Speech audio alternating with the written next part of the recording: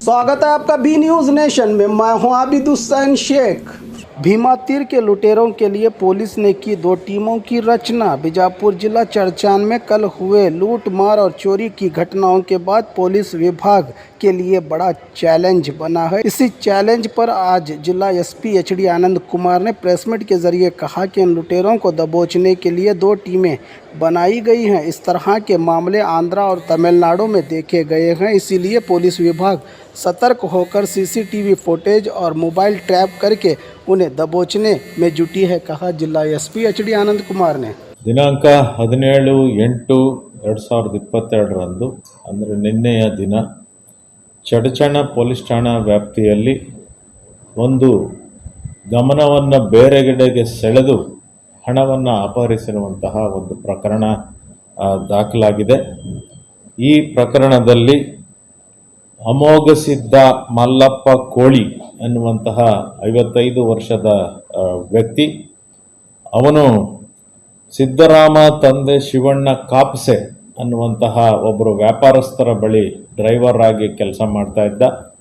ಈ ವ್ಯಕ್ತಿ ಕಳೆದ 20 ವರ್ಷದಿಂದ ಅವರ ಬಳಿ ಕೆಲಸ ನಿರ್ವಹಿಸ್ತಾ ಇದ್ದಾನೆ ಡ್ರೈವರ್ ಆಗಿ. ಇವನ ಮೇಲೆ ಅವರಿಗೆ ಸಂಪೂರ್ಣವಾದ ನಂಬಿಕೆ ಇತ್ತು. ಅವರು ಒಂದು ಹಣವನ್ನು 18 ಲಕ್ಷ ಹಣವನ್ನು ಕರ್ನಾಟಕ ವಿಕಾಸ ಗ್ರಾಮೀಣ ಬ್ಯಾಂಕ್ ಚಡಚಣ ಶಾಖೆಯಿಂದ ಡ್ರಾ ಮಾಡೋದಕ್ಕೆ ಅವನನ್ನು ಕಳಿಸಿದ್ರು.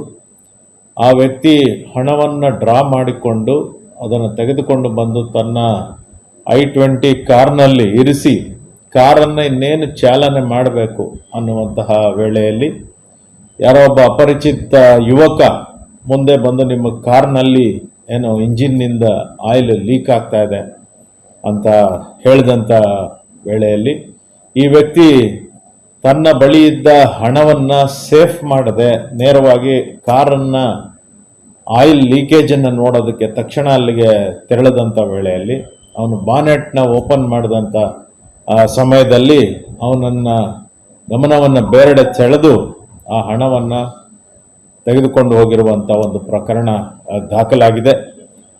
ಈಗಾಗಲೇ ನಾವು 2 ತಂಡಗಳನ್ನು ರಚನೆ ಮಾಡಿದ್ದೇವೆ. ಈ ವಿಶೇಷ ಈ ಪ್ರಕರಣ ತನಿಖೆಗೋಸ್ಕರನೇ ಅಂತೇಳಿ 2 ತಂಡ ರಚನೆ ಮಾಡಿದ್ದೇವೆ. ಅವರು ಎಲ್ಲ ರೀತಿಯ ವಿವರಗಳನ್ನು ತೆಗೆದುಕೊಳ್ತಾ ಇದ್ದಾರೆ. ಅದು ಟೆಕ್ನಿಕಲ್ ಡಾಟಾ ಇರ್ಬೋದು, CCTV ಫುಟೇಜ್ ಇರ್ಬೋದು, ಕಾಲ್ ಡೀಟೇಲ್ಸ್ ಇರ್ಬೋದು, ಟವರ್ ಡಂಪ್ ಇರ್ಬೋದು, ಎಲ್ಲ ತಗೋತಾ ಇದ್ದೀವಿ. ನಾವು ಸದ್ಯದಲ್ಲೇ ಡಿಟೆಕ್ಟ್ ಮಾಡ್ತೀವಿ ಅನ್ನೋ ಥರ ನಮ್ಗೆ ಅನ್ನಿಸ್ತಾ ಇದೆ, ಮಾಡ್ತೀವಿ. ಬ್ಯಾಂಕ್ನಲ್ಲಿ CCTV ಕೇವಲ ಬಿಲ್ಡಿಂಗ್ ಒಳಗಡೆ ಮಾತ್ರ ಸಿಕ್ಕಿದೆ ನಮಗೆ. ಹತ್ತಿರದಲ್ಲೇ ಇದ್ದ ಅಂಗಡಿಗಳು, ಇನ್ನು ಯಾವ್ದಾವ್ದು CCTVಗಳಿದೆ ಎಲ್ಲದನ್ನು ಕೂಡ ವೆರಿಫೈ ಮಾಡ್ತಾ ಇದ್ದೇವೆ, ಚೆಕ್ ಮಾಡ್ತೀವಿ, ನಾವು ಮಾಡ್ತೀವಿ.